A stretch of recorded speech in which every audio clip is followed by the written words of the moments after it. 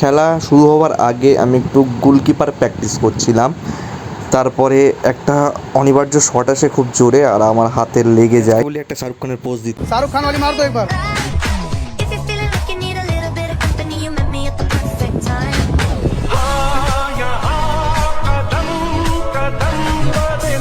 আয়ুব যখন বৈজ্ঞানিক তৈরি হয়, মাথায় কূটনৈতিক বুদ্ধি আর নতুন নতুন আবিষ্কার। দেখো, বোতল দিয়ে ধোঁয়া বেরিয়েছে আর জাহিদের পিছনে মেরে দিয়েছে। ফার্স্টেই বলছিলাম আমার হাতে লেগেছে, এই যে এখানে এই শটটা সেভ করতে গিয়ে আমার হাতে লেগেছে, এই যে খুব জোরে লেগেছিল, বলটা বার উঁচিয়ে চলে গেছিলো। আমাদের গোলকিপার হচ্ছে বাবু, খুব সুন্দরভাবে গোলের সামনে দাঁড়িয়ে আছে আর প্রতিটা দর্শক দেখো খুব উত্তেজনায় আছে।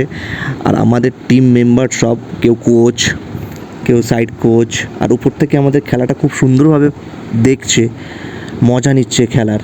সেটাই আমি ভাবছি ভাই, কে এই তিনতলা থেকে দেখছে।